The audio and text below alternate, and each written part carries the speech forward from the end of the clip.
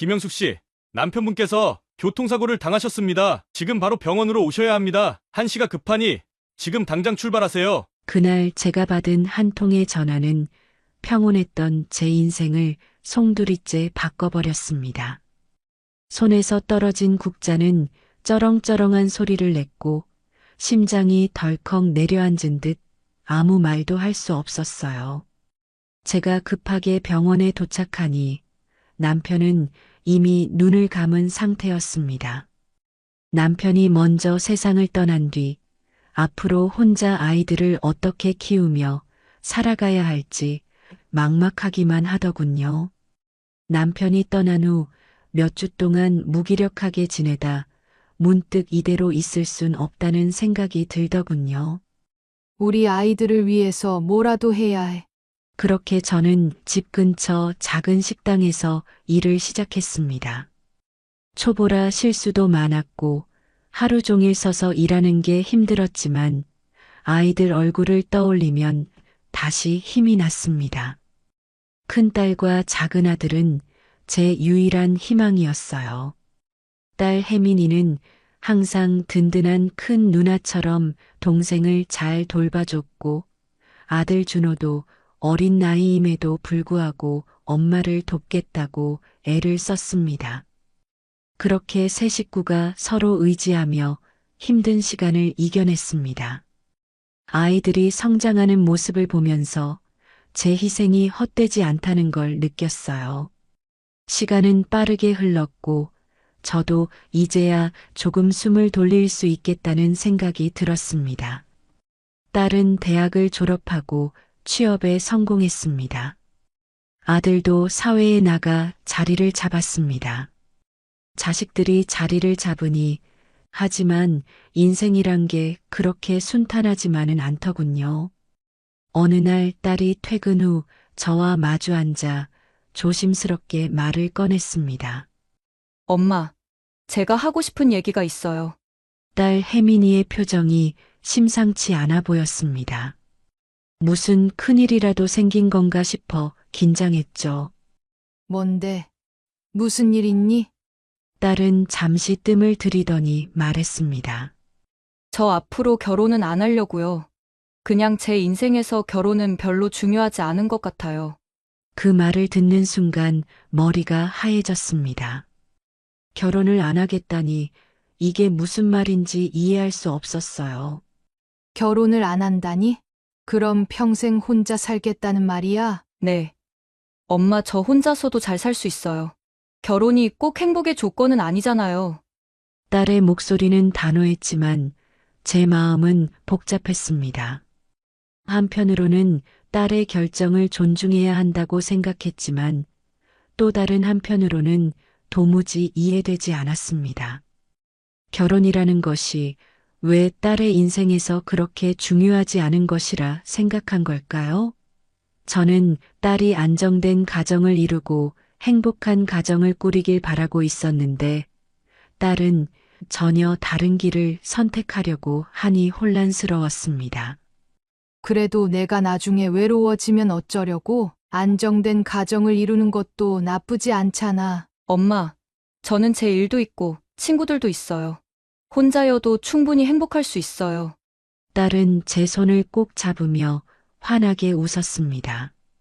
엄마, 걱정 마세요. 저는 제 방식대로 제 인생을 잘 꾸려갈 거예요. 그 말을 듣고 겉으로는 최대한 괜찮은 척했지만 마음 한구석은 무거운 돌덩이를 얹은 것처럼 가라앉았습니다. 딸은 자신만만하게 말했지만 정말로 혼자여도 괜찮을까? 친구들도 있고 일이 있다지만 그것들이 세월이 흐르고 나이가 들어도 계속 곁에 있을까? 딸의 비혼 선언은 제게 큰 충격이었습니다. 그 말을 듣고는 며칠 밤을 뒤척이며 잠을 이루지 못했습니다. 딸이 결혼하지 않겠다고 결심한 이유를 존중할 줄도 알아야 한다고 스스로를 다독였지만 어딘가 모르게 공허한 마음은 쉽게 사라지지 않았습니다. 딸이 말했던 저 혼자서도 행복할 수 있어요 라는 말이 자꾸 귓가에 맴돌았습니다. 딸이 스스로의 삶을 잘 꾸려나갈 거라 믿으면서도 어머니로서 딸 아이의 외로운 미래를 걱정하지 않을 수 없었습니다. 그러던 어느 날 둘째 아들이 결혼하겠다는 소식을 전해왔습니다. 그날 아들은 밝은 목소리로 전화를 걸어 이렇게 말하더군요. 엄마, 저 결혼할 사람이 생겼어요. 회사에서 만난 사람이에요. 정말 좋은 사람이에요. 그 말을 듣는 순간 심장이 두근거렸습니다.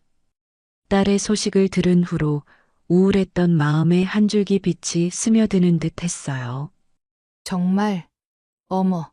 그럼 얼른 엄마한테 인사하러 와야지. 언제쯤 만나볼 수 있을까? 제 목소리가 저도 모르게 들뜬 걸 느꼈습니다. 며칠 후 아들이 여자친구를 데려왔습니다. 그녀는 아들과 손을 꼭 잡고 밝은 미소로 제게 인사를 건넸습니다. 안녕하세요. 어머님 처음 뵙겠습니다. 목소리가 차분하고 성실해 보였어요. 제가 처음 며느리감에게 느낀 인상은 아주 긍정적이었습니다. 저는 괜히 이런저런 질문을 하며 그녀의 성격을 알아가고 싶었죠. 그녀가 정성껏 대답하는 모습을 보면서 이 아이가 정말 아들을 행복하게 해줄 수 있겠다는 생각이 들었습니다. 아들의 결혼 선언은 제게 큰 위안이 되었습니다.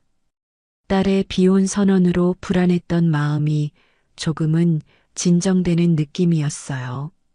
물론 딸과 아들의 선택은 서로 다른 길이었지만 두 아이가 각자의 방식으로 행복해지기를 바라는 게 부모 마음 아니겠어요?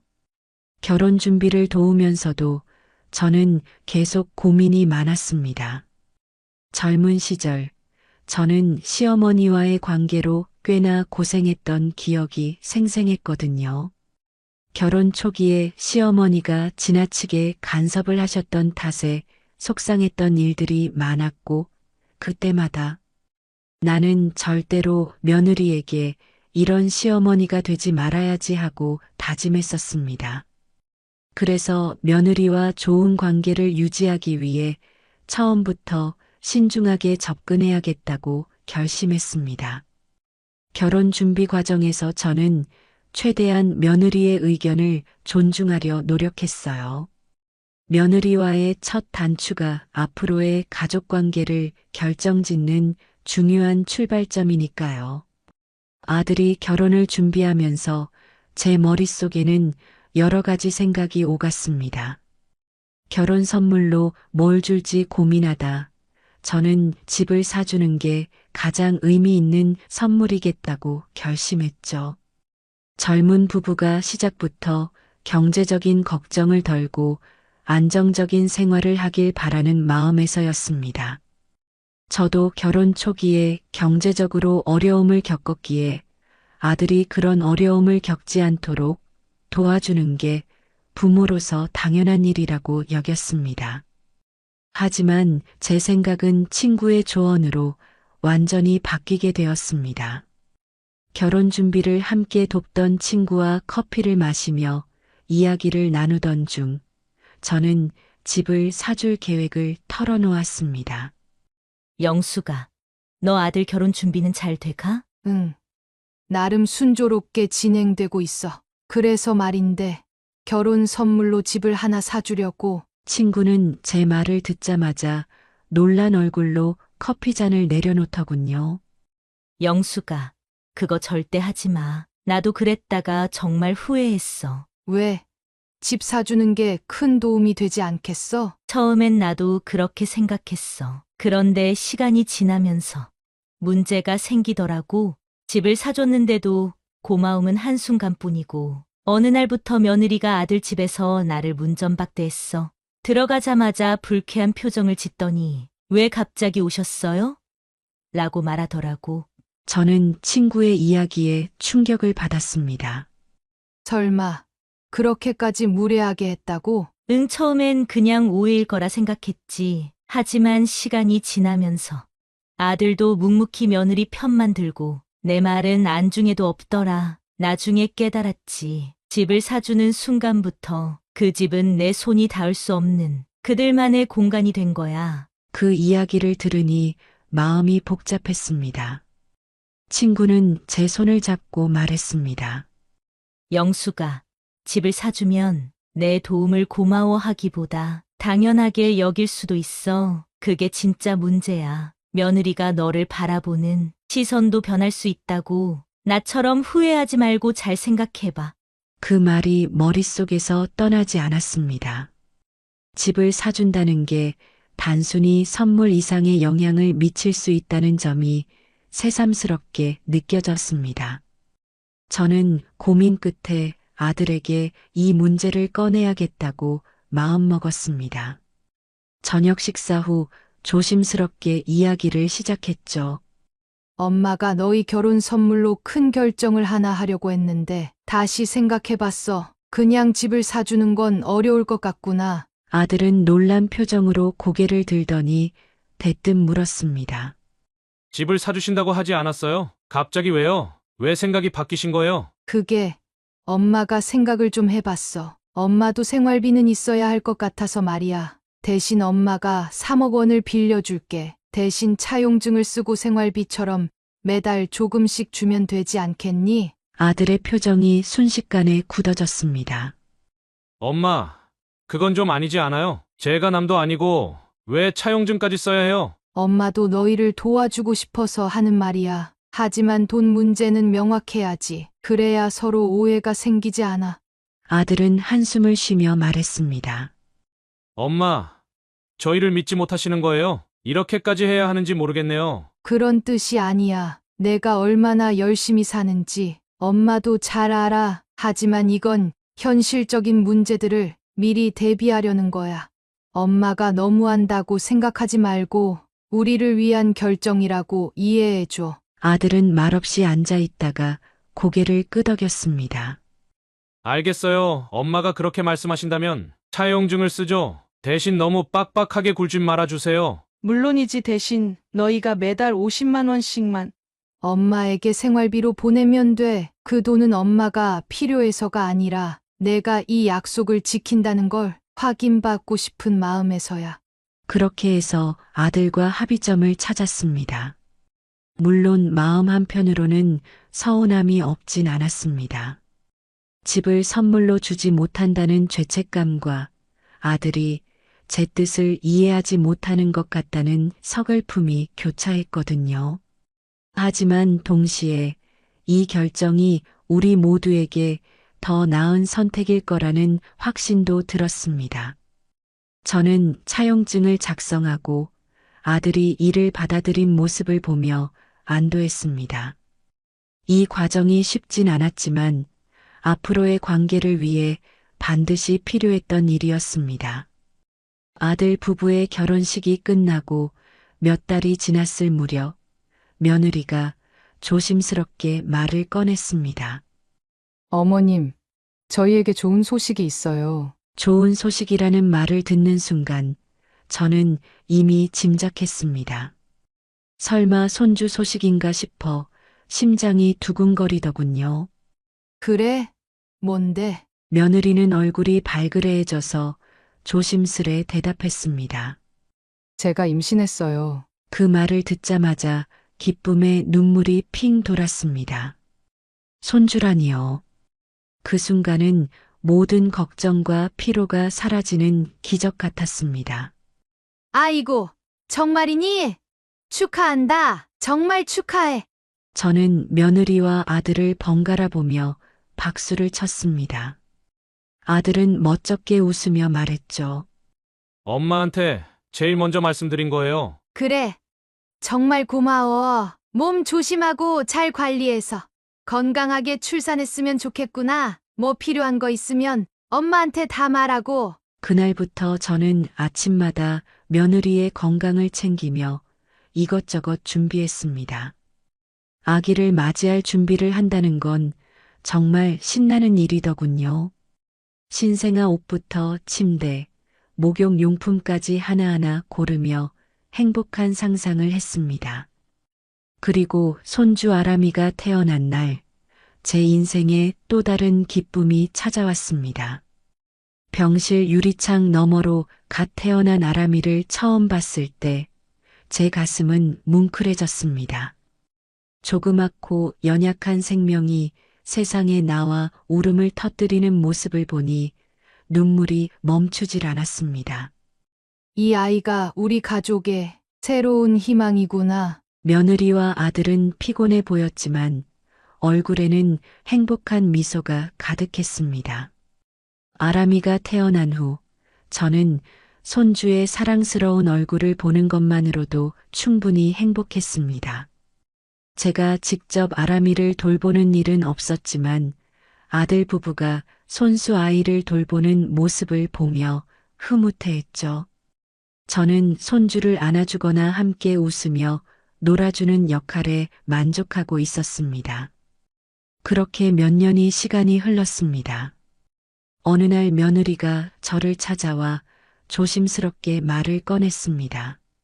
어머님, 제가 다음 달부터 복직하려고 해요.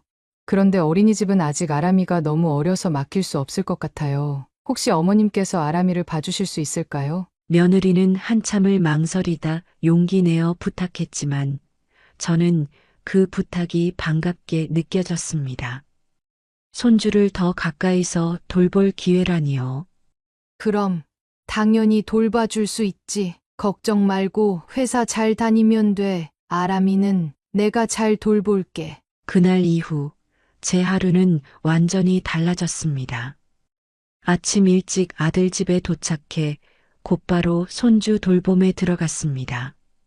아람이에게 이유식을 먹이고 놀아주고 재우는 일이 제 일상이 되었습니다. 처음에는 기쁨이 컸습니다. 손주의 웃는 얼굴을 가까이에서 보는 건 정말 행복한 일이었거든요. 하지만 손주를 돌보는 일이 늘 행복하기만 한 것은 아니었습니다. 갈수록 제 자신이 며느리와의 관계에서 작아지고 있다는 생각이 들었습니다. 며느리는 처음엔 저에게 항상 감사 인사를 전했습니다. 어머님, 정말 감사드려요. 덕분에 회사에서 안심하고 일할 수 있어요. 그 말을 들으면 마음 한편이 뿌듯해지곤 했습니다. 하지만 언제부턴가 감사의 말은 점점 잔소리로 바뀌어 갔습니다. 어머님, 아람이 먹이는 음식에 소금 넣지 마세요. 애가 짜게 먹으면 안 좋은 거 아시죠? 어머님, 너무 아람이하고 놀아주지만 말고 조금씩 공부를 하게 지도해줬으면 좋겠어요. 시간이 지나면서 며느리가 저를 불편하게 만드는 순간들이 잦아졌습니다. 제가 무언가를 제대로 하지 못한 사람처럼 느껴졌습니다. 특히 하루는 아람이가 우유를 흘렸을 때였습니다. 저는 급히 수건을 가져와 닦았지만 그날 저녁 며느리가 퇴근 후 바닥을 보며 말했습니다. 어머님, 얼룩이 조금 남아 있는 것 같아요. 뭘 흘리셨으면 제대로 닦으셔야죠. 그 말을 들으니 얼굴이 화끈거렸습니다. 내가 정말 이렇게까지 부족한 사람인가 싶어 자책이 들었습니다. 며느리는 제게 도움을 요청하면서도 마치 제가 당연히 해야 할 일을 맡은 사람처럼 행동할 때가 많았습니다. 어머님, 아람이 씻길 때 물 온도 잘 확인해 주세요. 어머니께서 평소에 너무 뜨겁게 온도를 맞추시는 것 같더라고요. 며느리의 잔소리는 시간이 지날수록 더 날카로워졌습니다. 마치 제가 아이를 제대로 돌보지 못하는 사람이라는 걸 계속 상기시키는 듯한 말들이었습니다. 그럴 때마다 저는 점점 자신감을 잃어갔고 손주를 돌보는 일이 기쁨보다는 책임감으로 느껴지기 시작했습니다. 하지만 문제는 제가 그 마음을 표현하지 못했다는 겁니다. 저는 항상 참고 넘겼습니다. 아이를 맡아 돌봐주는 제게 며느리가 이런 태도를 보이는 게 섭섭했지만 직접적으로 불만을 이야기하면 며느리와의 관계가 더 악화될까봐 두려웠습니다. 며느리와 아들은 퇴근 후에도 아람이와 시간을 많이 보내지 않았습니다. 때로는 외식을 한다며 아람이를 저와 함께 두고 늦게까지 들어오기도 했습니다. 그런 날이면 저는 더욱 속이 상했습니다. 어머님, 오늘 회사에서 중요한 미팅이 있어서 늦었어요. 매번 같은 상황이 반복되면서 제 마음속에는 서운함이 쌓여갔습니다. 손주를 돌보는 일은 제가 선택한 일이었고 그것을 후회한 적은 없었습니다. 하지만 제가 단순히 도움을 주는 사람을 넘어 그들의 삶에서 당연한 존재로 여겨지는 것 같다는 생각이 들기 시작했습니다. 어느 날부터인가 며느리와 아들이 밤늦게 들어오는 일이 점점 늘어나기 시작했습니다. 처음 몇 번은 별다른 생각 없이 넘겼습니다. 부부끼리 데이트를 즐기나 보지. 그렇게 이해하려 애썼죠. 하지만 아무 말 없이 늦게 들어오는 일이 반복될수록 저는 점점 지쳐갔습니다. 그날도 평소처럼 아람이를 돌보며 하루를 보냈습니다. 낮잠을 거부한 아람이는 저녁 내내 보채며 울었고 간신히 달래서 재우는 데만 몇 시간을 보냈습니다. 몸은 녹초가 되었지만 아들과 며느리는 여전히 돌아오지 않았습니다. 시계를 보니 벌써 밤 9시를 넘긴 시간이었습니다. 그렇게 몇 차례 더 말없이 늦는 일이 반복되자 결국 저는 아들과 며느리에게 조심스럽게 이야기를 꺼냈습니다. 요즘 너희가 늦게 들어오는 날이 많아졌더라. 내가 아람이를 더 오래 돌볼 수는 있지만 늦는다면 미리 말이라도 해줬으면 좋겠어. 그래야 나도 마음의 준비를 하고 기다릴 수 있을 것 같구나. 제 말에 아들과 며느리는 고개를 끄덕이며 대답했습니다. 알겠어요, 엄마. 앞으로는 꼭 말씀드릴게요. 네. 어머님 저희가 신경 못 써서 죄송해요. 그 대답을 듣고는 안심했지만 그들의 약속은 오래가지 않았습니다. 여전히 그들은 아무 말 없이 밤늦게 들어오는 날이 잦았고 저는 아람이를 돌보며 지쳐갔습니다. 그날도 온종일 아람이를 돌보느라 녹초가 된 상태였습니다. 장난감을 던지며 뛰어다니는 아람이를 쫓아다니고 간신히 음식을 먹이고 보채는 아이를 겨우겨우 재웠습니다. 시계를 보니 밤 9시를 훌쩍 넘겼지만 아들과 며느리는 여전히 돌아오지 않았습니다. 밤 10시가 가까워져서야 현관문이 열리고 그들이 태연한 얼굴로 들어왔습니다. 고기 냄새가 배어있는 옷과 술 기운이 느껴지는 그들의 모습에 제 안에 쌓여있던 감정이 한순간에 터져 나왔습니다. 늦으면 늦는다고 미리 말이라도 해야지.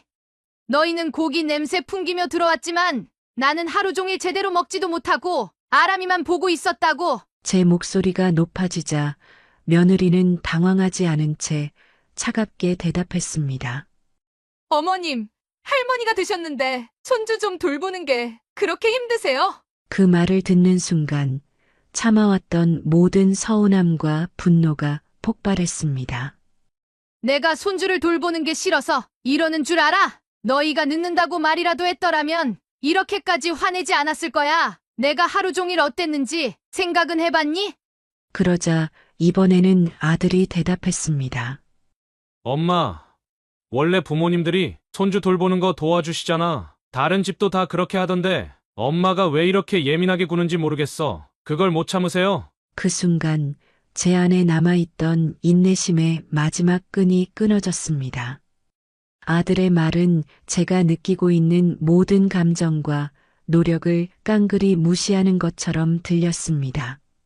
그래, 내 말이 맞다. 내가 너희한테 너무 많은 걸 바랐나 보다. 하지만 앞으로는 내 도움 필요하지 않을 거야. 너희가 알아서 해라. 제 말에 아들과 며느리는 아무 말도 하지 못했습니다. 저는 집으로 돌아가기 위해 방에서 물건을 챙겼습니다. 돌아가는 길 마음은 너무도 무거웠습니다. 그날 밤 저는 혼자 앉아 스스로에게 질문했습니다. 내가 왜 이렇게까지 해야 하지? 이게 정말 가족을 위한 희생일까? 아니면 그들에게 당연한 의무가 되어버린 걸까? 그리고 그 질문의 답은 분명했습니다. 더 이상 이렇게는 살 수 없다는 것이었습니다.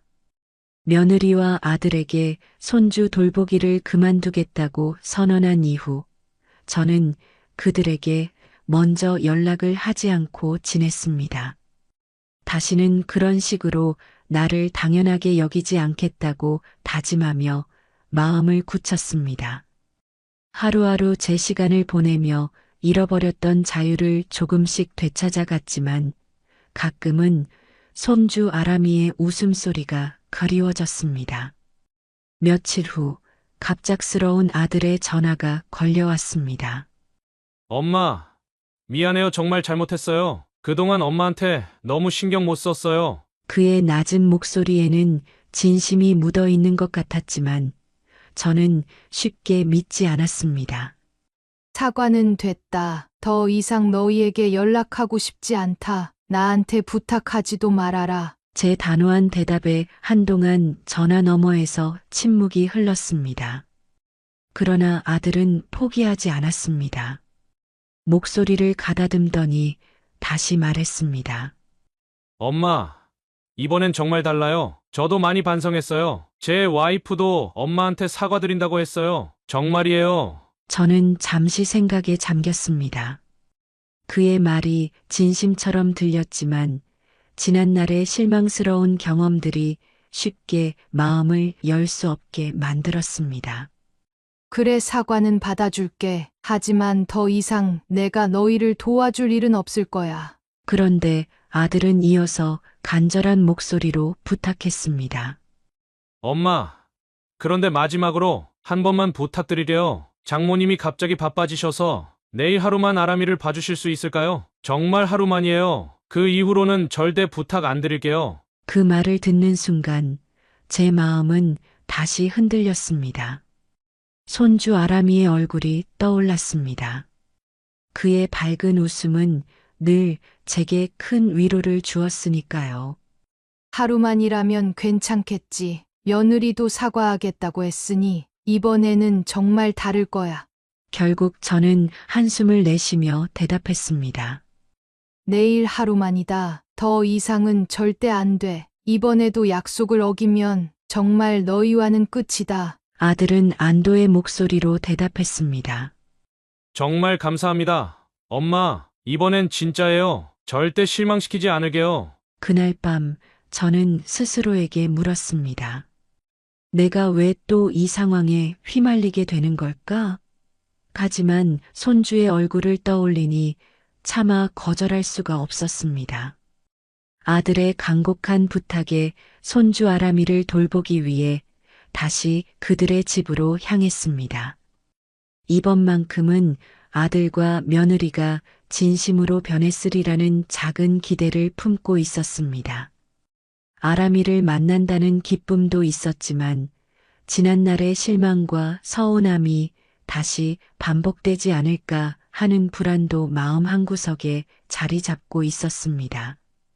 현관문을 열고 들어서자 아들은 서류 가방을 들고 서둘러 나갈 준비를 하고 있었습니다. 엄마, 오늘 잘 부탁드려요. 제가 바빠서요. 아들은 저를 제대로 쳐다보지도 않고 급히 집을 나섰습니다. 그래, 잘 다녀와. 입으로는 대답했지만 마음은 얼어붙었습니다. 사과를 하겠다던 며느리는 어디로 간 거지? 내가 이렇게까지 마음을 돌려왔는데 이게 나를 대하는 태도라고? 며느리는 이미 출근한 상태였고 집에는 저와 손주 아람이만 남아 있었습니다. 잠시 거실 한가운데 서 있던 저는 깊은 한숨을 내쉬며 아람이를 향했습니다. 아람이는 저를 보자마자 환한 웃음을 지으며 달려왔습니다. 그 해맑은 웃음에 마음 한구석이 따뜻해지는 듯 했습니다. 그래, 손주는 아무 잘못이 없잖아. 이 아이가 뭘 알겠어. 하지만 하루는 길었습니다. 아람이는 끊임없이 장난감을 던지며 뛰어다녔고 밥을 먹이다가 이유식을 엎지르고 낮잠을 거부하며 보채기도 했습니다.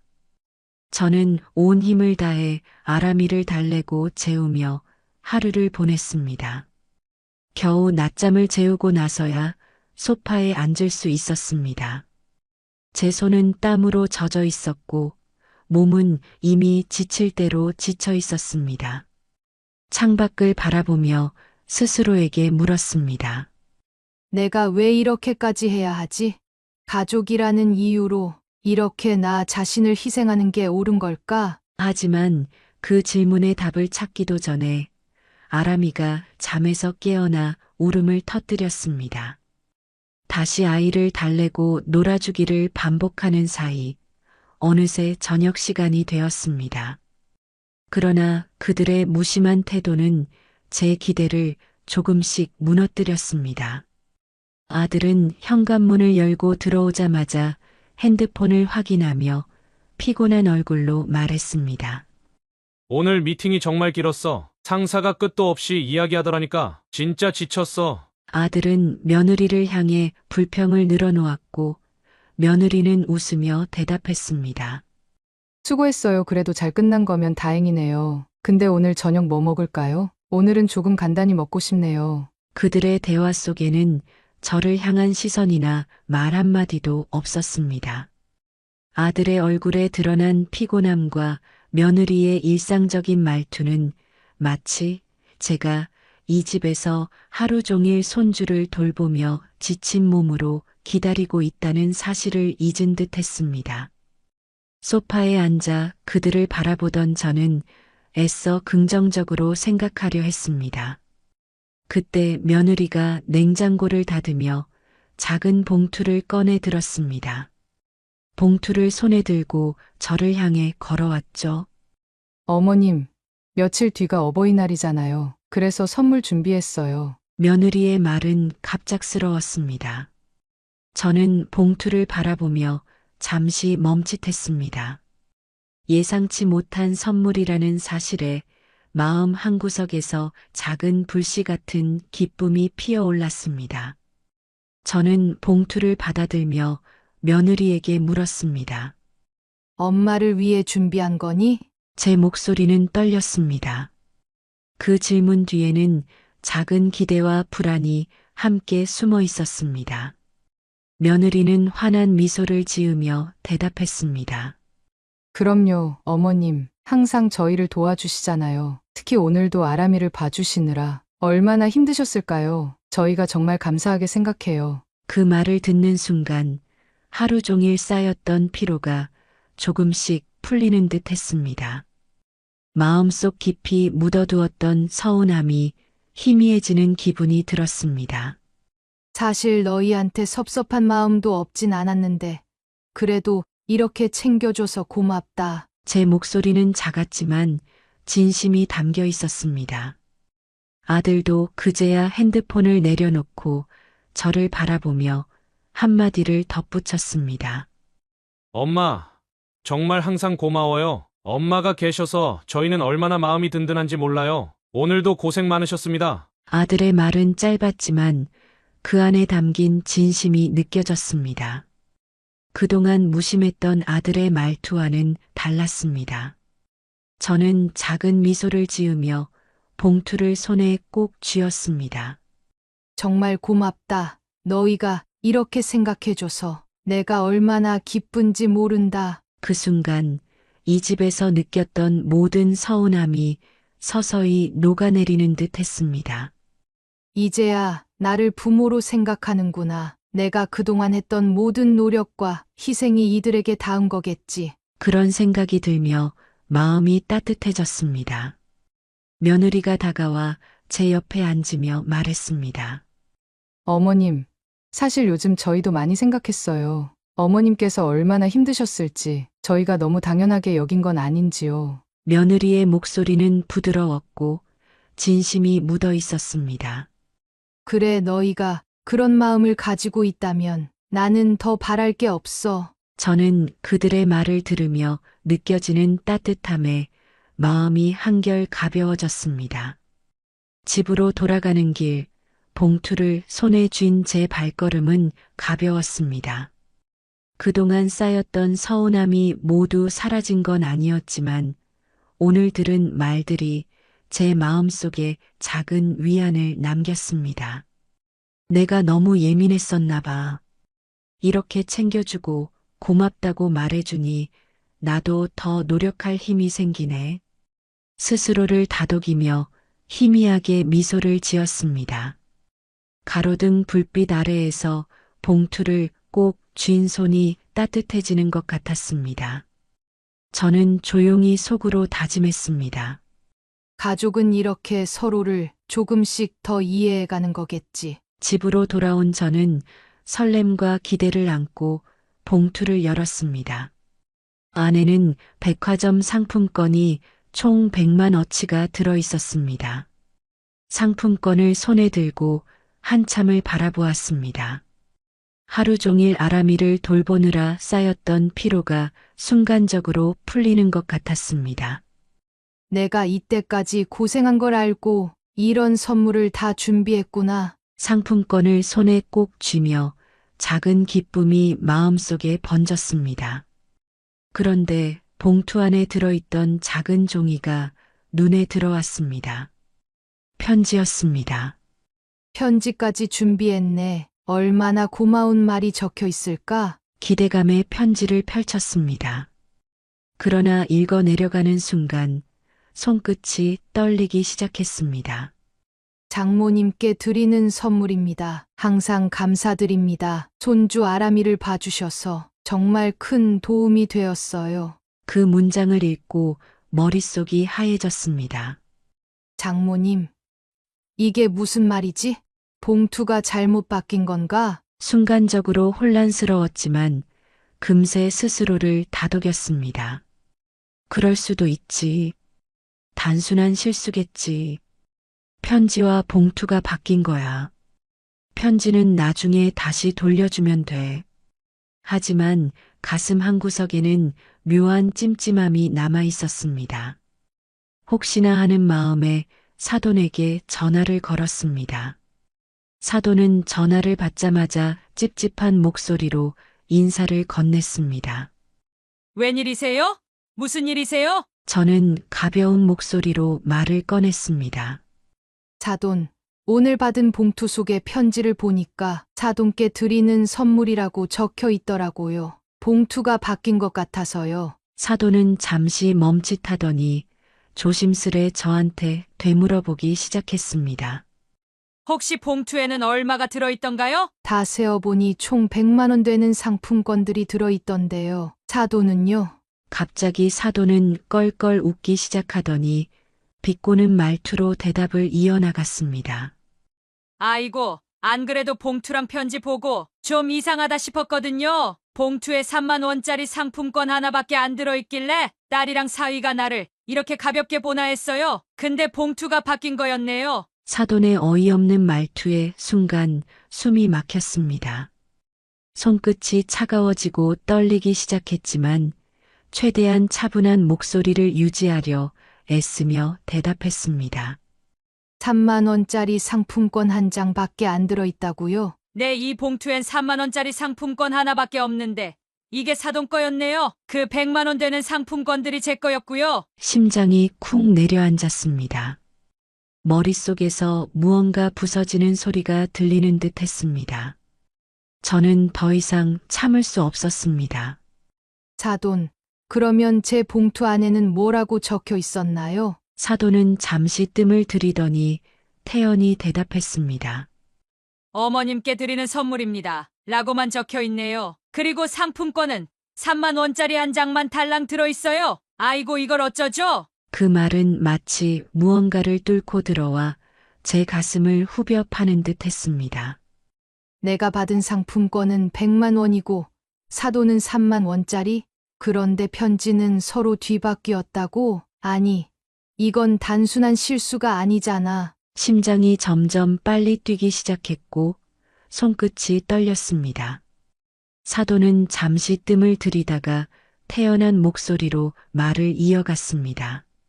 그럼 편지는 나중에 서로 돌려주면 되고 지금은 상품권 정리부터 하는 게 좋겠네요. 사돈한테 있는 100만 원 되는 상품권들은 제 거고 제가 가지고 있는 3만 원짜리 상품권이 사돈 거니까 차액 97만 원을 제 계좌로 보내주시면 될 것 같아요. 그녀의 말이 제 귀를 때리는 것만 같았습니다. 차액을 보내라는 말이 단순한 요청처럼 들리지 않았습니다.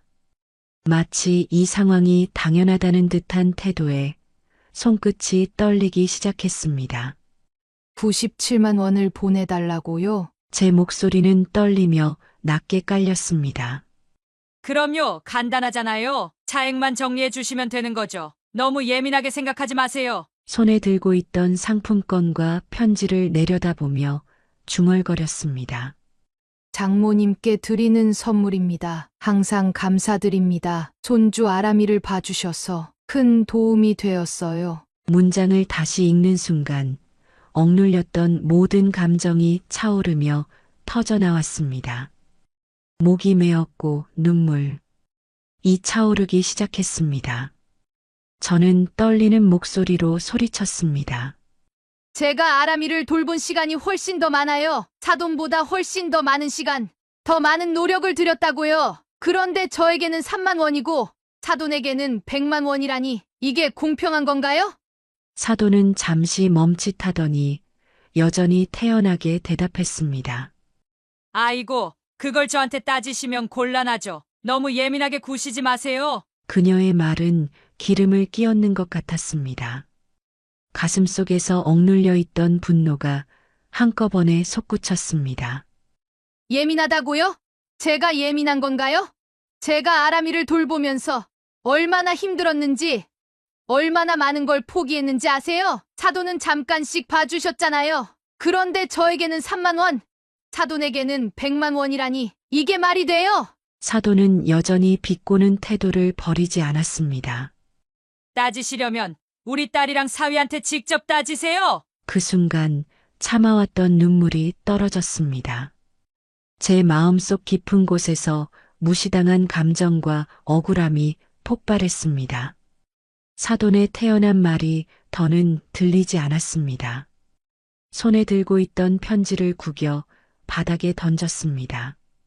내가 이렇게까지 당해야 하는 건가? 내가 이렇게까지 희생했는데 이게 돌아오는 대우라니. 눈물로 얼룩진 시야를 닦으며 저는 스스로에게 다짐했습니다.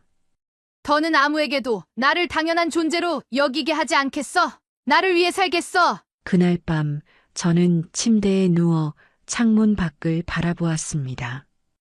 불 꺼진 방 안에서 희미하게 보이는 도시의 불빛들이 제 마음속 복잡한 감정을 비추는 것 같았습니다. 사돈과의 전화 통화, 그리고 그들의 태도, 모든 것이 억울하고 서러웠습니다. 내가 무엇을 잘못했지? 내가 왜 이렇게 무시받아야 하는 거지? 아람이를 돌보며 보낸 날들이 주마등처럼 스쳐 지나갔습니다. 손수에게 먹일 음식을 만들고 밤새도록 아람이를 안고 달래며 보냈던 밤들. 그동안 제 노력을 당연히 여겼던 아들과 며느리의 무심한 태도가 머릿속에서 떠나질 않았습니다. 집으로 돌아온 저는 밤새 뒤척였습니다. 사돈과의 통화, 그리고 상품권에 담긴 금액과 편지 내용. 모든 것이 억울하고 서러웠습니다. 하지만 사돈이 아닌 진짜 물어봐야 할 사람은 따로 있었습니다. 바로 아들과 며느리였습니다. 다음 날 아침 저는 결심했습니다. 직접 찾아가서 결판을 봐야겠다 싶었거든요. 문 좀 열어봐. 엄마가 너희랑 얘기 좀 해야겠다. 아들은 당황한 목소리로 대답했습니다. 무슨 일이세요? 엄마, 주말 아침부터 무슨 일이신데요? 집으로 들어선 저는 다짐했습니다. 오늘 이 자리에서 모든 걸 분명히 하고 돌아오겠다고요. 며느리는 차를 내오며 조심스레 말했습니다. 어머님, 무슨 일이신가요? 얼굴이 안 좋아 보이세요. 저는 잠시 두 사람을 바라보다가 말을 꺼냈습니다. 어제 받은 봉투 말인데 뭔가 잘못된 것 같더라. 아들과 며느리는 동시에 멈칫하며 저를 바라봤습니다. 봉투요. 아들이 먼저 입을 열었습니다. 저는 그들의 반응을 지켜보며 조용히 이야기를 이어갔습니다. 내가 받은 봉투 안에는 너희 장모님께 드리는 편지가 들어 있었어. 그리고 상품권은 총 100만 원이었지. 그런데 사돈이 가지고 있는 봉투에는 나한테 주는 편지가 들어 있고 상품권은 3만 원짜리 달랑 한 장이었다고 하더라. 그 말을 들은 순간 아들의 얼굴이 하얗게 질렸습니다. 며느리도 깜짝 놀란 표정으로 손을 입에 가져갔습니다. 뭐라고요? 봉투가 바뀌었다고요? 아들의 목소리는 떨렸습니다. 저는 그의 반응을 보며 차분히 대답했습니다. 그래. 사돈이 전화해서 나한테 말하더라. 3만 원 상품권을 받고 좀 이상하다 싶었다고. 아들은 머리를 감싸 쥐고 낮게 한숨을 내쉬었습니다. 엄마, 이건 정말 실수였어요. 일부러 그런 게 아니에요. 며느리는 아들의 팔을 살짝 잡으며 말을 보탰습니다. 어머님, 정말 죄송해요. 저희가 봉투를 준비할 때 헷갈렸나 봐요. 그런 실수를 했다는 걸 몰랐어요. 정말로요. 하지만 저는 그들의 말을 듣는 동안에도 마음 한구석에 남아있는 억울함과 배신감을 떨칠 수 없었습니다. 헷갈렸다고? 그럼 내가 받을 상품권이 3만 원이고 사돈이 받을 게 100만 원이라는 게 실수로 넘어갈 일이야? 이게 우연이라고 생각하니? 아들은 더 깊이 고개를 숙이며 말을 더듬었습니다. 엄마, 그게 우리가 그렇게 하려고 의도했던 건 아니에요. 정말로 실수였어요. 엄마를 그렇게 대할 리가 없잖아요. 제 마음속에서 억눌린 분노는 멈추지 않았습니다. 저는 차갑게 웃으며 말을 이었습니다. 엄마가 정말 한 가지 묻고 싶다. 내가 아람이를 돌보면서 너희를 얼마나 도왔는지 생각해 본 적 있어? 내가 얼마나 많은 시간을 쏟고 얼마나 많이 희생했는지 말이야. 그런데 너희는 나한테 3만 원을 준다는 게 말이 돼? 며느리는 당황한 표정으로 말을 꺼냈습니다. 어머님, 정말 죄송해요. 진짜 실수였어요. 저는 그녀의 말을 단호히 끊었습니다. 내가 너희 집안일을 대신해주는 사람이야? 너희는 나를 그냥 당연하게 여긴 거지. 내가 너희를 돕는 게 당연한 거라고 생각했지. 아들은 고개를 들고 말을 꺼냈습니다. 엄마, 우리가 진짜 그렇게 생각한 건 아니에요. 우리가 요즘 너무 힘들어서 그랬어요. 엄마가 도와주시니까 그게 너무 고마웠는데. 저는 깊은 숨을 내쉬며 단호히 말했습니다. 이제 그만해. 다 필요 없어. 너희는 나를 필요할 때만 찾고 고마워하는 척하지만 정작 나를 진심으로 생각한 적은 없었어. 오늘 이후로 나한테 더 이상 어떤 기대도 하지 마. 더는 아람이를 돌봐주지 않을 거야. 아들은 충격을 받은 듯 말을 잇지 못했고 며느리는 조용히 고개를 숙였습니다. 너희끼리 잘 먹고 잘 살아. 나는 이제 내 삶을 살 거야. 더는 희생하고 싶지 않아. 그 말을 마지막으로 저는 그들의 집을 떠났습니다. 집으로 돌아오는 길은 이상하리만큼 고요했습니다. 차창 밖으로 스치는 풍경은 늘 보던 그대로였지만 제 마음속에는 이전과는 다른 공허함이 가득했습니다. 이제 끝이구나. 길 위를 걷는 발걸음은 무겁기도 하고 또 한편으로는 가벼운 듯도 했습니다. 내내 눌려왔던 짐을 내려놓은 기분이었습니다. 집으로 들어오자 텅 빈 거실이 저를 맞았습니다. 문을 닫고 방 안에 들어가자 갑자기 벽이 제게 다가오는 듯 숨이 가빠왔습니다.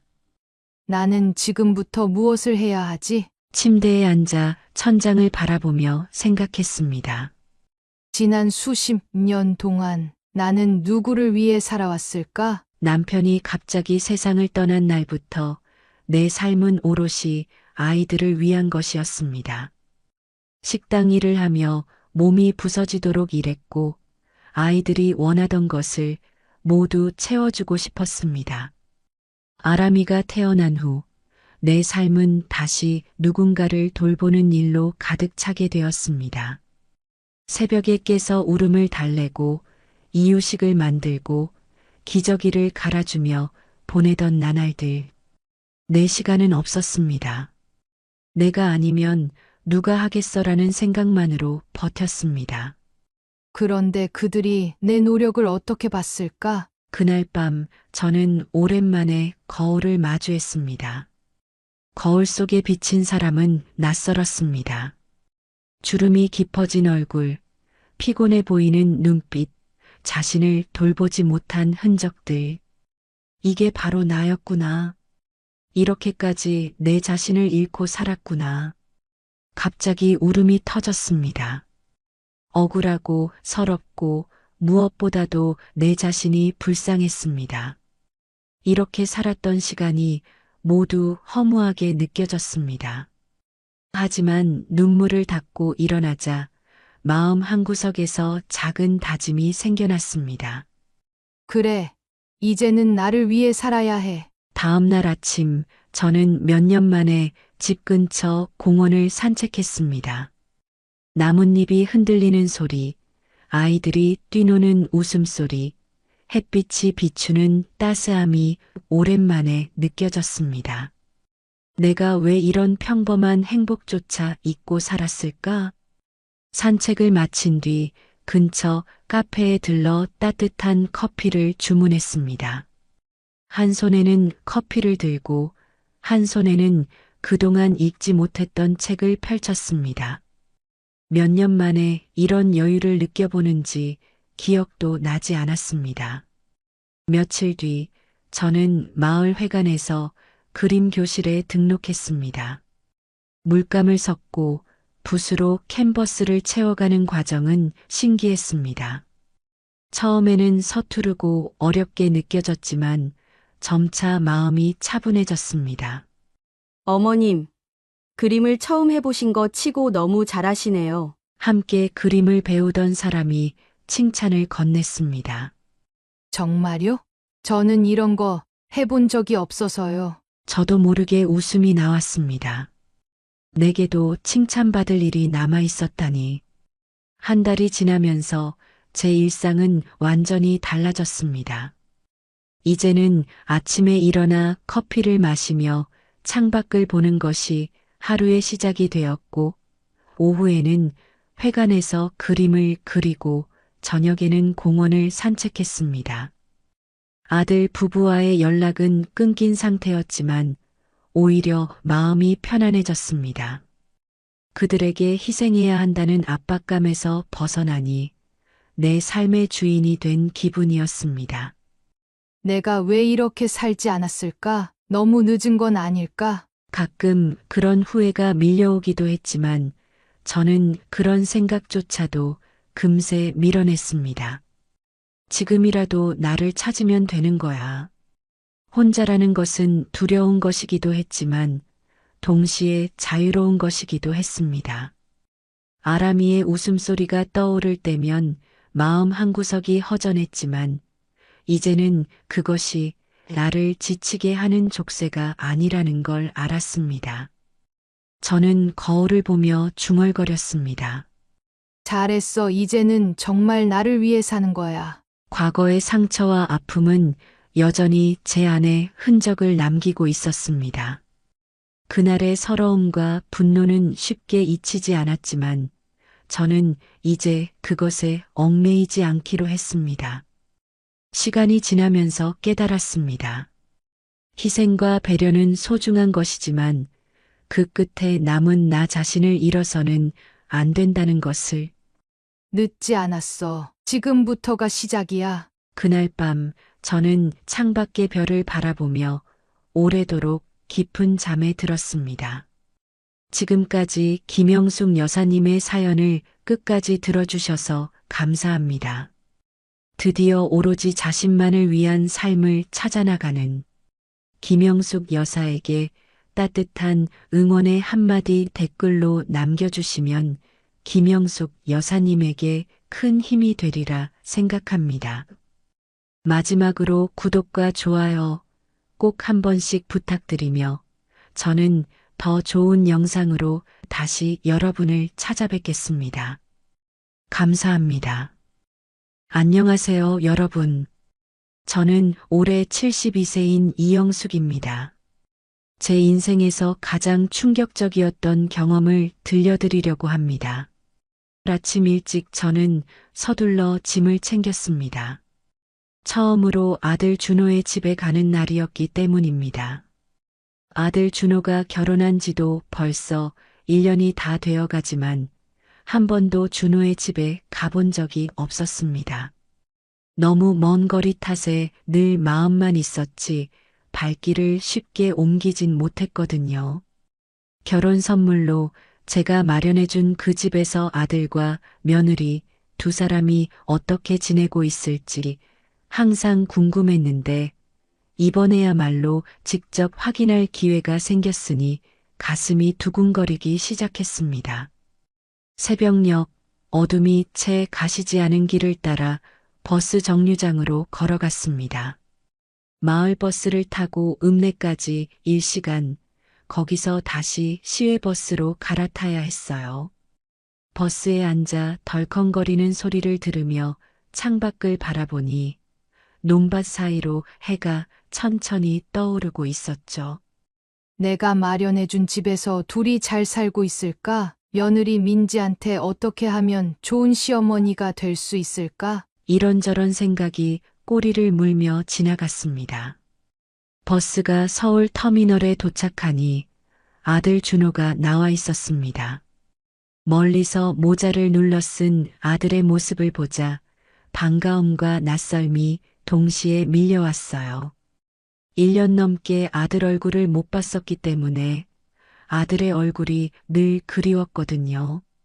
엄마, 여기까지 오시느라 많이 힘드셨죠? 오랜만에 보니 반가워요. 아들 준호가 가방을 들어주며 웃었어요. 힘들긴 무슨, 내 얼굴 보니 피곤한 것도 다 풀린다. 저는 목소리를 밝게 내며 대답했어요. 하지만 준호는 뭔가 할 말이 있다는 듯 어색한 표정을 짓더니 곧이어 깜짝 놀랄 만한 말을 내뱉기 시작했습니다. 엄마 사실 오늘 민지가 몸이 좀 안 좋아서요. 그래서 그런데 오늘은 그냥 밖에서 저랑 간단히 식사하시고 근처 모텔에서 하루 주무시고 그냥 내려가시면 안 될까요? 저는 순간 제 귀를 의심할 수밖에 없었습니다. 준호야, 너 지금 뭐라고 했어? 여기까지 온 엄마한테 너희 집에도 들리지 말고 모텔에서 자고 내려가라는 말이야? 만나자마자. 그게 무슨 소리야? 멀리서 오셔서 피곤하실 텐데 모텔에서 편히 쉬시다가 내일 조용히 내려가시는 게 엄마도 더 편하실 것 같아서요. 민지가 몸이 안 좋아서 같이 뭘 할 수도 없잖아요. 준호는 뻔뻔하게 말을 이어갔습니다. 저는 순간 서러움이 울컥 밀려들었습니다. 차로 5시간이 넘는 거리를 힘들게 왔는데 그런 소리를 듣고 있으니 저도 모르게 순간 눈물이 터지려고 하더군요. 영문도 모른 채 아들에게 푸대접을 받고 있으니 큰 배신감이 밀려왔어요. 제 눈에 눈물이 고이기 시작하자 준호가 다급히 제 손을 잡았습니다. 민지가 아프다 하니 그런 거죠. 왜 울려고 하세요? 울 정도까지는 아니잖아요. 그러면 저희 집에 작은 방 하나 내어드릴 테니 대신 딱 하루만 조용히 쉬셨다가 가세요. 알겠죠? 말은 그렇게 했지만 여전히 내키지 않는 얼굴이었습니다. 마음 같아선 그냥 집으로 다시 내려가고 싶었지만 5시간이 넘는 거리를 버스를 타고 오다 보니 너무 몸이 피곤했어요.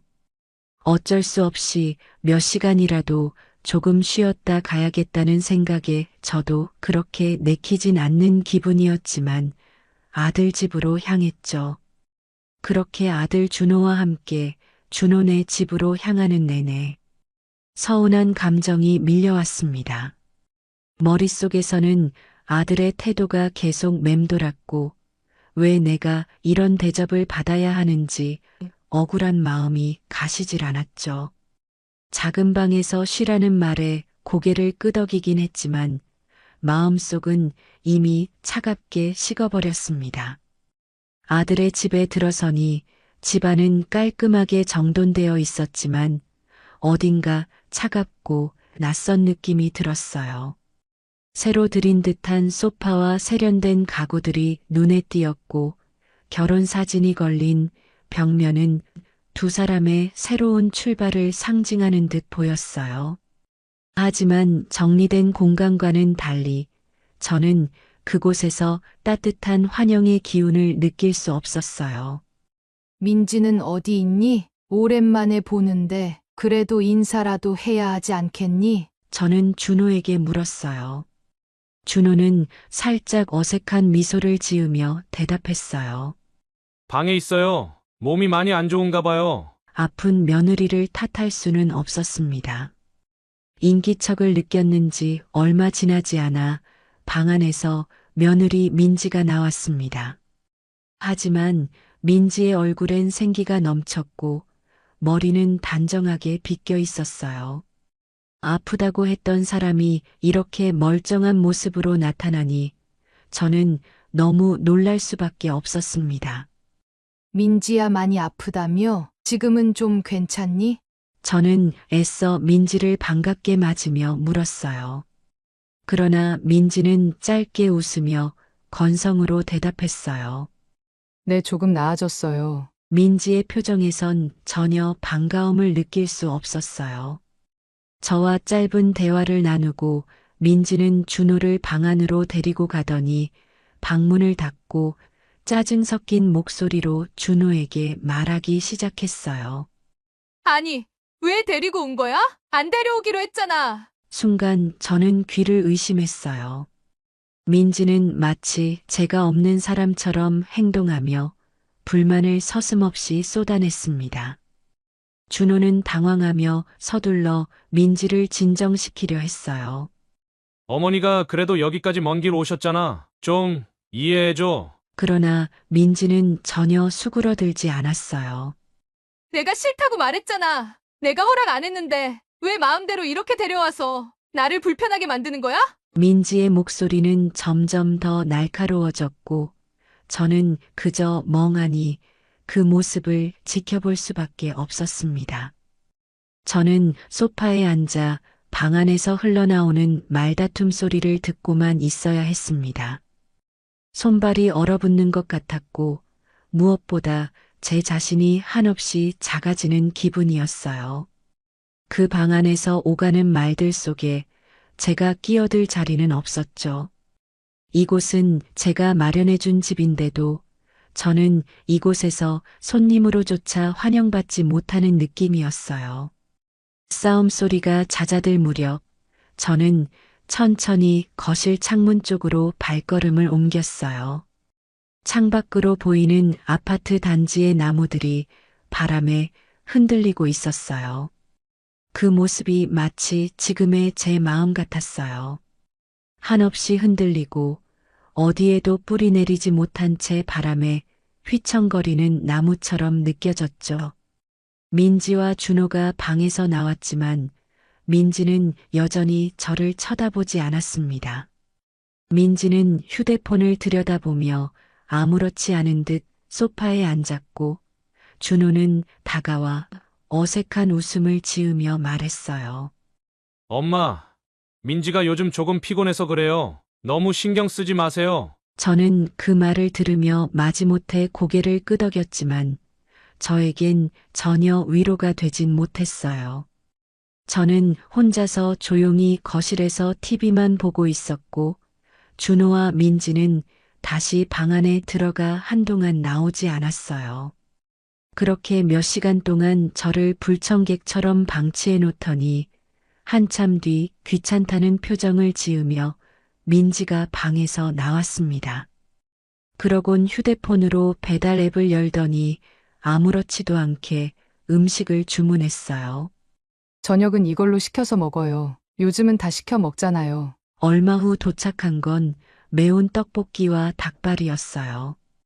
저는 어색하게 웃으며 말했습니다. 엄마는 이런 매운 음식을 잘 못 먹는데 준호가 얘기 안 해줬니? 하지만 민지는 대수롭지 않게 대답했어요. 그러면 오늘부터라도 입맛을 바꿔보세요. 너무 어이가 없어서 저는 더 이상 말을 이어갈 수 없었어요. 이 집에서 제가 어떤 존재인지 다시금 느끼며 숨을 삼킬 수밖에 없었죠. 배달이 도착하고 식탁 한가운데에 매운 떡볶이와 닭발이 놓여졌습니다. 따끈한 김이 올라오고 있었고 강렬한 빨간빛 양념에서 자극적인 냄새가 풍겼죠. 매운 냄새가 코를 찌르고 있었어요. 민지는 익숙한 듯 술까지 꺼내와 자리에 앉았어요. 어머님, 안 드세요? 안 드실 거면 저희끼리 먹을게요. 민지는 아무렇지 않게 웃으며 떡볶이를 집어 입에 넣었어요. 저는 차마 손이 가지 않았지만 아침에 집에서 출발한 이후로 아무것도 먹지 못했기 때문에 너무나 배가 고팠어요.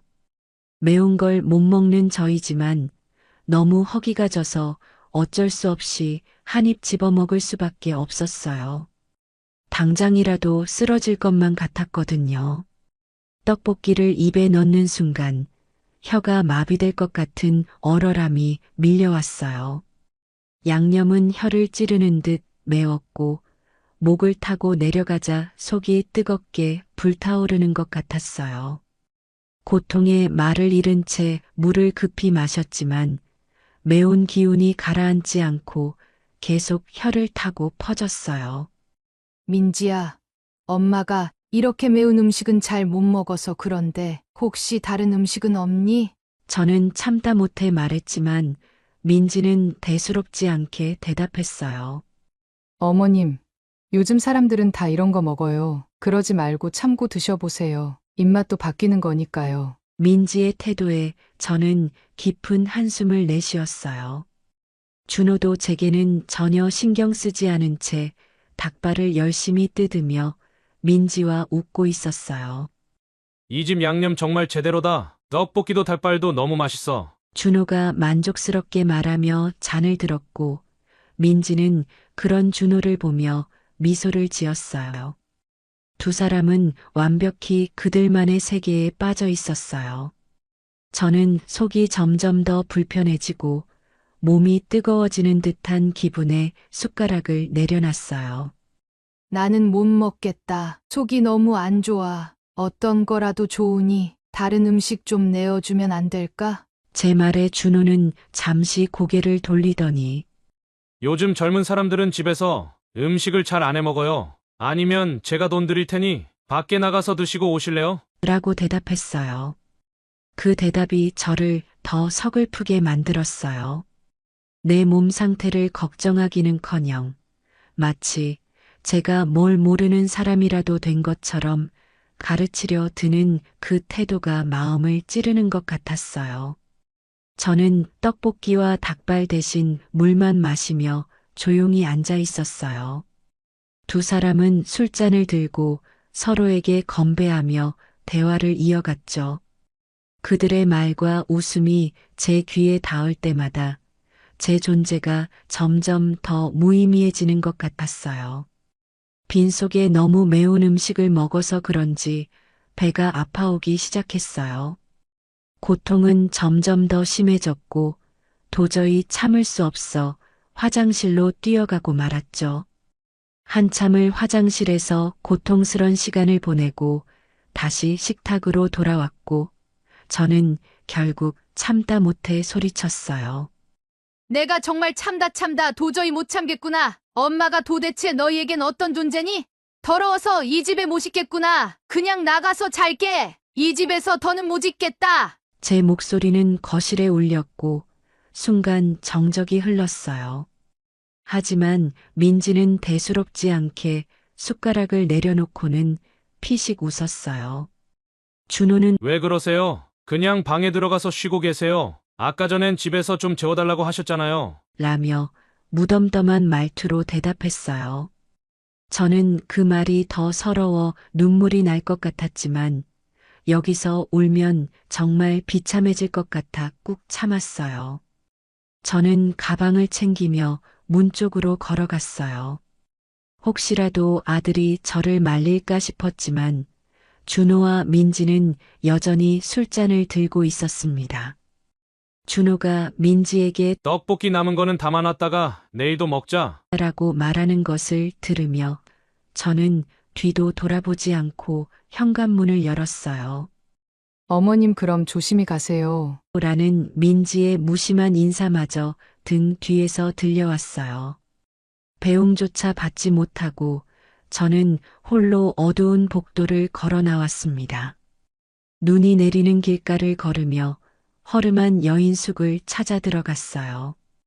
여인숙 방은 작고 낡았지만 오히려 낡은 그 공간이 더 편하게 느껴졌어요.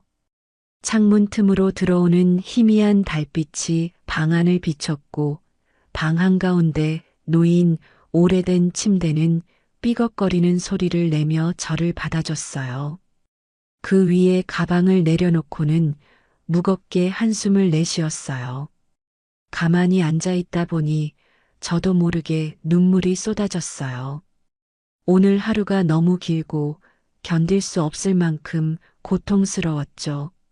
아들의 집으로 가는 길에 품었던 모든 기대와 설렘이 한순간에 무너져 내린 느낌이었습니다. 오늘 민지가 제게 했던 말들이 반복해서 떠올랐어요. 왜 데리고 와서 날 이렇게 불편하게 해? 며느리의 날카로운 목소리가 귓가에 맴돌았고 준호의 무심한 태도도 떠올랐어요. 내가 마련해준 집에서 이렇게 천대를 받을 줄은 꿈에도 몰랐어요. 더는 눈물을 참을 수 없어 이불을 뒤집어 쓴 채 소리 죽여 울었어요. 하지만 한참을 울다 보니 마음 한편에서 서늘한 분노가 스멀스멀 올라왔어요. 왜 내가 이런 취급을 받아야 하지? 내가 준호와 민지에게 뭘 그렇게 잘못했기에 이리도 천대를 받아야 하는 걸까? 억울함과 분노가 뒤섞이며 복잡한 감정이 밀려왔어요. 그리고 그 순간 문득 떠오른 생각이 있었어요. 이대로 끝낼 순 없어. 내가 당한 만큼 갚아줘야 해. 그때부터 머릿속에서 복수할 계획이 떠오르기 시작했어요. 민지가 나를 어떻게 대했는지, 준호가 어떻게 내 편을 들어주지 않았는지를 떠올리며 그들에게도 똑같은 고통을 느끼게 해야겠다고 다짐했어요. 저들이 내게 준 대접 그대로 돌려줄 거야. 복수를 다짐하며 문득 민지의 약점이 떠올랐어요. 준호가 결혼 전에 민지를 소개해줬을 때가 생각났어요. 그날 민지는 식탁에서 계란 요리를 손도 대지 않더군요. 이유를 물었을 때 민지가 저 계란 알레르기가 있어서요 라고 말했던 게 떠올랐어요. 그날의 장면이 머릿속에 선명히 그려졌죠. 그래. 너도 내가 느꼈던 그 서러움 한번 느껴봐. 저는 침대에 누운 채로 복수를 위한 계획을 구체화했습니다. 다음 날 아침 여인숙에서 눈을 떴을 때 방 안은 차가운 공기로 가득했어요. 낡은 창문 틈으로 들어오는 햇빛이 방을 비추었지만 마음속 어두운 그림자는 사라지지 않았어요. 여전히 준호와 민지가 했던 행동과 말들이 머릿속을 떠다녔어요. 어머니, 그냥 쉬세요. 입맛을 바꿔보세요. 그 무심하고 냉랭한 말들이 내 귀에서 떠나질 않았어요. 방을 정리하고 여인숙을 나서면서 저는 마음을 다잡았어요. 머릿속에서 어제 떠올렸던 민지의 알레르기를 활용한 복수 계획이 구체화되기 시작했어요. 계란 요리를 잔뜩 만들어서 그들에게 보여주겠어. 저는 집에 도착하자 마자 시장으로 향했어요. 계란과 관련된 재료를 사기 위해서였죠. 시장에 도착하자 평소와 달리 제 발걸음은 단단하고 결연했어요. 계란 가게에 다가가서 계란 2판 주세요. 라고 말하며 손에 힘을 주었어요. 상인 아저씨는 반가운 표정으로 아주 신선한 계란이에요. 요즘 계란값이 좀 오르긴 했어도 정말 맛있을 거예요. 라며 웃었어요. 계란 2판을 든 손이 묵직했지만 그보다 마음속 결심이 더 무겁게 느껴졌어요. 계란뿐만 아니라 계란을 활용할 다양한 재료를 샀어요. 시장을 돌아다니며 한편으로는 조금 마음이 흔들리기도 했어요. 내가 너무한 건 아닐까? 그래도 내 아들과 며느리인데. 하지만 곧 민지의 날카로운 목소리가 떠올랐고 저는 다시 다짐했어요. 아니, 이건 내가 당한 거에 비하면 아무것도 아니야. 정당한 복수일 뿐이라고. 집에 돌아와 핸드폰을 꺼내 준호에게 전화를 걸었습니다. 벨소리가 몇 번 울리다 아들의 목소리가 들렸습니다. 엄마, 무슨 일이세요? 저 지금 바빠요. 준호의 태도는 언제나처럼 무심했습니다. 준호야, 내일 당장 며느리 민지 데리고 이리로 내려오너라. 제가 단호한 목소리로 말하자 준호는 그저 웃으며 대꾸했습니다. 어머니, 그게 무슨 소리세요? 내일 출근해야 하는데 어떻게 갑자기 내려가요? 농담이신 거죠? 아들 준호의 비웃음 섞인 말투에 제 속은 부글부글 끓어올랐습니다. 준호야, 아직 그 집 내 명의로 되어 있는 거 몰라? 너희한테 해야 할 말이 있으니 그 집 팔아버리기 전에 내일 당장 내려와! 제가 목소리를 높이자 아들은 잠시 말을 잇지 못했습니다. 그러다 조심스레 대답하더군요. 갑자기 왜 이러세요? 저번 일 때문에 기분이 안 좋으시면 제가 사과드릴게요. 그땐 민지도 몸이 안 좋았고. 사과! 내가 지금 사과한다고 끝날 일이야? 너희 둘이 엄마를 어떻게 대했는지 잊었니? 사과는 됐고 만나서 할 얘기가 있으니 내일 저녁 6시까지 내려와라. 며느리 민지도 꼭 같이 데리고 내려와. 저는 아들의 말은 끝까지 듣지도 않고 단호하게 못을 박았습니다. 일단 진정하세요. 내일은 힘들고 주말에라도. 준호가 또다시 변명하려는 기색을 보이자 단호히 끊어 말했습니다. 내일 6시까지 여기로 오지 않으면 그 집 바로 부동산에 내놓을 거니 알아서 해.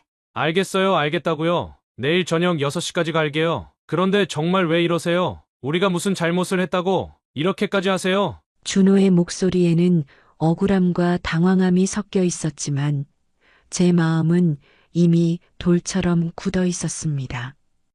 다음 날 아침이 밝았습니다. 집안은 새벽부터 제가 준비한 계란 요리로 풍기는 고소한 냄새로 가득했어요. 가스레인지에 불을 올리고 계란을 하나하나 깨트렸어요. 접시에 계란물을 풀며 저는 오랜만에 느끼는 부엌의 따뜻한 공기에 약간 마음이 놓였어요.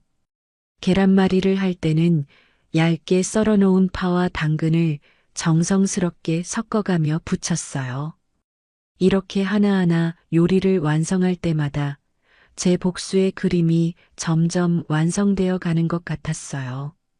식탁에는 계란말이, 계란찜, 계란 부침개, 계란 샐러드까지 계란으로 할 수 있는 모든 요리가 정성스럽게 준비되어 있었어요. 계란 요리만으로 가득 채운 식탁을 보니 묘한 희열이 느껴졌어요. 한편으론 이 과정이 슬프기도 했어요. 내가 이런 방식으로 복수를 결심하게 될 줄은 몰랐으니까요. 드디어 초인종이 울렸습니다. 저는 일부러 천천히 문으로 걸어갔어요. 문을 열자 준호와 민지가 서 있었습니다. 민지는 말끔한 차림이었지만 민지의 표정은 무거워 보였어요. 어머님, 안녕하세요. 민지는 억지로 미소를 지으며 인사했지만 그 미소는 속마음을 감추지 못했어요. 준호는 눈치를 보며 저희 온다고 저녁 준비하셨나 봐요. 냄새가 정말 좋네요. 라고 했어요. 저는 담담히 그들을 안으로 들였어요. 그래, 들어와. 내가 너희를 위해 준비했단다. 민지가 식탁 위를 보자마자 표정이 굳어지는 게 보였습니다. 그녀의 눈길은 계란 요리로 가득한 식탁을 향하고 있었죠. 민지는 아무 말 없이 준호를 힐끔 쳐다보았고 준호는 애써 웃으며 말했어요.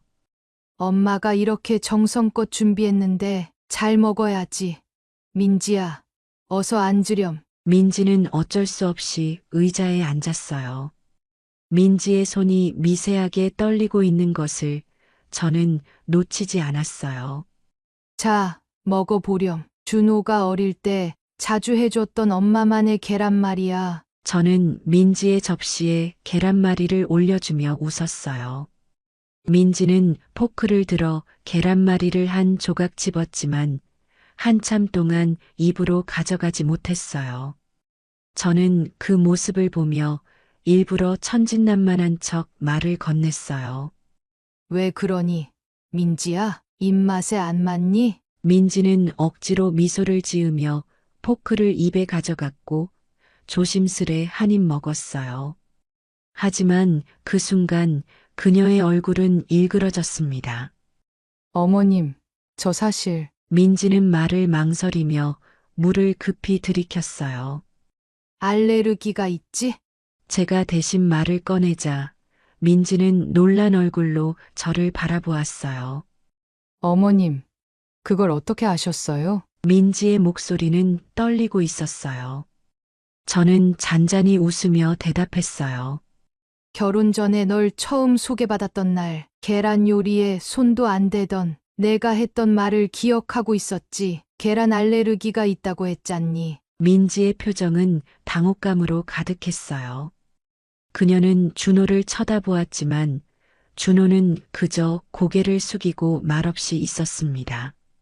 그래도 조금씩은 먹을 수 있을 거야. 내가 정성껏 준비했으니 한 번 더 먹어보렴. 너 만약 이거 못 먹으면 너희 집이 어떻게 될진 장담 못해. 저는 다시 계란찜을 그녀의 접시에 담아주며 권했습니다. 민지는 결국 거절하지 못하고 한 숟가락을 떴어요. 그녀는 억지로 삼켰지만 이내 얼굴이 붉어지고 숨을 몰아쉬기 시작했어요. 어머님, 저 화장실 좀. 민지는 급히 자리에서 일어나 화장실로 뛰어갔습니다. 화장실 문이 닫히고 거실은 정막에 휩싸였습니다. 준호는 어색한 표정으로 저를 바라보며 입을 열었어요. 이건 좀 너무하신 거 아닌가요? 준호의 말에 저는 한숨을 내쉬며 대답했어요. 너는 내가 왜 이렇게까지 해야 했는지 생각해 본 적 있니? 엄마가 매운 음식 못 먹는 걸 뻔히 알면서 일부러 매운 음식 준비한 거 엄마가 모를 줄 알아? 엄마가 너무 배가 고파서 어쩔 수 없이 매운 떡볶이, 매운 닭발 먹고 배를 부여잡고 있어도 신경도 안 쓰지 않았어? 여인숙에서 혼자 눈물을 흘리며 잠든 내 심정을 내가 알기나 해? 준호는 말을 잇지 못하고 고개를 떨궜어요. 한참의 시간이 흐르고 화장실 문이 열렸습니다. 민지가 나왔는데 그녀의 얼굴은 붉게 부어오르고 눈에는 눈물이 가득 차 있었습니다. 민지는 힘겹게 식탁 앞으로 다가와 조용히 앉았어요. 그리고는 떨리는 목소리로 말을 꺼냈어요. 어머님 정말 죄송합니다. 제가 어머님께 너무 무례했어요. 제가 잘못했습니다. 이렇게 거꾸로 당해보니 그때 어머님의 심정이 어땠는지 알 수 있을 것 같아요. 정말 죄송해요. 민지는 눈물을 흘리며 고개를 깊이 숙였고 그 모습에 제 마음이 조금 흔들렸어요. 그녀의 어깨는 떨리고 있었고 그 안에는 진심 어린 반성이 담긴 듯 보였어요. 민지가 눈물을 닦으며 자리로 돌아온 뒤 식탁에는 어색한 침묵이 흘렀습니다. 민지는 고개를 숙이고 있었고 준호 역시 말없이 그녀의 옆에 앉아 있었습니다. 저는 그 모습을 바라보며 마음이 복잡해졌어요. 내가 너무 과했나? 아니면 이 정도는 당연한 거였나? 분명 이 상황을 계획했지만 막상 민지의 붉게 부어오른 얼굴과 그녀의 떨리는 어깨를 보니 마음 한구석이 아려왔습니다. 민지야, 괜찮니? 저는 결국 조심스럽게 말을 건넸어요. 민지는 천천히 고개를 들었고 눈이 붉게 충혈된 채로 저를 바라보았어요. 그녀는 떨리는 목소리로 답했어요. 어머님 정말 죄송합니다. 제가 어머님께 했던 말과 행동이 얼마나 잘못된 것이었는지 오늘에서야 깨달았어요. 민지의 목소리에는 진심이 묻어나 있었어요. 그 말에 저는 가슴 한편이 뭉클해졌지만 또 다른 한편에서는 아직 풀리지 않은 서운함이 남아 있었습니다. 준호도 민지의 손을 살며시 잡으며 말을 꺼냈습니다. 저도 정말 죄송해요. 오랜 시간 힘들게 모은 돈으로 집까지 주시면서 애써주셨는데 제가 너무 무심했던 것 같아요. 준호의 목소리는 낮았지만 진지했고 저는 그 말을 들으며 조금씩 마음의 벽이 허물어지는 걸 느꼈어요. 하지만 그들이 내게 했던 차가운 태도를 쉽게 잊을 순 없었어요. 민지야, 준호야, 저는 천천히 말을 꺼냈습니다. 내가 그 먼 길을 가서 너희 집에 들어섰을 때 얼마나 설렜는지 알아? 내 아들과 며느리가 어떤 생활을 하고 있는지, 내가 마련해준 집에서 어떻게 지내는지 보고 싶어서 왔어. 하지만 날 기다리는 건 따뜻함이 아니라 차가운 시선과 냉대였지. 민지, 내가 방에서 왜 데리고 왔냐며 준호와 다투는 소리를 들었을 때 나는 정말 가슴이 철렁 내려앉았단다. 제 말에 민지는 고개를 떨군 채 말없이 제 이야기를 듣고 있었어요. 저는 이어서 말을 이었어요. 그리고 너희가 내게 매운 떡볶이와 달걀을 내밀었을 때 나는 너희가 내 입맛을 고려하지 않았다는 사실에 더 슬퍼졌어. 내가 입맛을 바꿔보라고 말했을 때 나는 내가 이 집에서 전혀 환영받지 못하고 있다는 걸 알았어. 그런 서러움이 쌓이다 보니 여인숙으로 가서 눈물을 흘릴 수밖에 없었단다. 민지는 눈물을 참으려 애쓰는 듯 입술을 꽉 깨물었어요.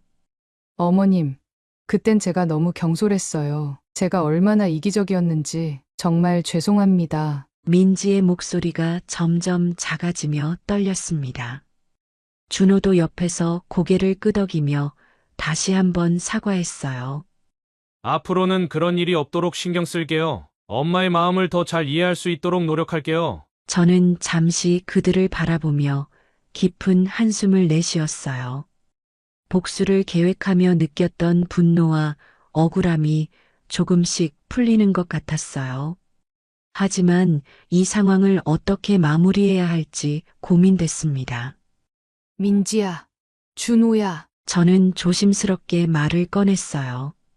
나는 너희가 내게 했던 행동들을 똑같이 돌려주고 싶었어. 하지만 복수라는 건 결국 모두를 아프게 할 뿐이라는 것도 방금 깨달았단다. 그래서 앞으로는 우리가 서로를 더 이해하고 배려하며 지냈으면 좋겠어. 민지는 눈물을 닦으며 고개를 끄덕였고 준호도 진지한 표정으로 저를 바라봤어요. 그들의 진심 어린 사과와 다짐은 제게 작은 위로가 되었지만 그와 동시에 제 자신을 돌아보게 했습니다. 복수를 통해 얻고자 했던 게 단순히 그들의 고통이 아니라 서로를 이해하는 계기였다는 걸 깨달았어요. 그날 민지는 다시 한번 저에게 진심 어린 사과를 전했고 준호도 앞으로는 저를 더 자주 찾아뵙겠다고 약속했어요. 그리고 저는 그들의 얼굴을 보며 희미하게나마 미소를 지었어요. 그래, 우리 이제부터는 서로의 입장을 조금씩 이해해보자. 너희가 내게 조금 더 따뜻하게 대해준다면 나도 너희를 위해 더 노력하마. 그날의 대화는 우리 가족이 조금씩 더 가까워지는 계기가 되었어요. 복수는 분명 그들을 일깨웠지만 결국 그 복수가 우리 모두를 변화시키는 계기가 되었음을 느낄 수 있었죠. 민지와 준호가 떠난 후 집안은 조용해졌지만 제 마음은 여전히 어수선했어요. 그들의 사과는 분명 진심이었지만 오랜 시간 쌓인 서운함이 하루아침에 사라질 수는 없었죠. 저는 남은 음식을 정리하며 그날의 대화를 되짚어 보았어요. 민지가 눈물을 흘리며 했던 사과와 준호가 내게 했던 약속이 떠올랐어요. 앞으로는 정말 나를 가족으로 대할까? 그들의 말이 진심이길 바라면서도 한편으로는 의심이 스며들었어요. 오래된 벽은 쉽게 허물어지지 않는 법이니까요. 며칠이 지나고 민지에게서 전화가 왔어요. 어머님, 이번 주말에 다시 뵙고 싶어요. 이번엔 제가 음식을 준비해 보려고 하는데 어머님께서 좋아하실 만한 걸로요. 민지의 목소리는 조금 긴장된 듯 했지만 그 속에는 진심이 느껴졌어요. 저는 한동안 말이 나오지 않았어요. 그녀가 이렇게 먼저 나서서 무언가를 하겠다고 제안할 줄은 몰랐으니까요. 그래, 민지야 기대할게. 너희 집에서 만나는 거니? 저는 차분히 대답했어요. 아니요. 제가 어머님 댁으로 가고 싶어요. 저희가 제대로 준비해서 찾아뵐게요. 민지의 말에 저는 놀라면서도 고마웠어요. 제가 방문한 그날 내가 느꼈던 외로움과 고통을 민지가 이제는 조금은 이해하게 된 것 같았거든요. 그래, 알았다. 천천히 와라. 내가 준비할 건 없니? 제가 물었지만 민지는 단호히 말했어요. 아니요, 어머님. 이번에는 제가 준비할게요. 어머님은 앉아서 맛있게 드시기만 하면 돼요. 그 주말 민지와 준호가 제 집에 도착했을 때 저는 조금 긴장했어요. 민지가 큰 가방과 장바구니를 들고 들어오며 환하게 웃었어요. 어머님, 저희가 오늘은 특별한 음식을 준비했어요. 어머님께서 좋아하시는 걸로요. 민지는 부엌으로 향하며 장을 정리하기 시작했어요. 저는 그녀가 준비한 재료들을 보며 깜짝 놀랐어요. 된장, 고추장, 신선한 채소들. 민지가 신경 써서 고른 재료들이었어요. 민지야, 이거 다 내가 고른 거니? 저는 물었고 민지는 수줍게 웃으며 고개를 끄덕였어요. 민지가 부엌에서 요리를 시작하자 저는 부엌문 옆에 앉아 그녀의 모습을 지켜보았어요. 민지는 어색한 손놀림으로 재료를 손질하고 된장을 풀며 국을 끓였어요. 그리고 레시피를 적어놓은 종이를 계속해서 확인하고 있었죠. 그 모습은 분명 서툴렀지만 진심만큼은 충분히 느껴졌어요. 어머님, 제가 만든 된장찌개 꼭 드셔보셔야 해요. 저 정말 집에서 열심히 연습했거든요. 민지가 말하며 웃었을 때 저는 마음 한구석이 따뜻해지는 걸 느꼈어요. 식탁에 차려진 음식들은 민지의 노력으로 가득 차 있었어요.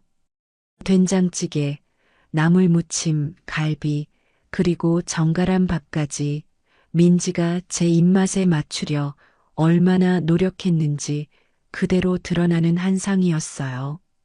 저는 숟가락을 들어 된장찌개를 한 입 먹어보았어요.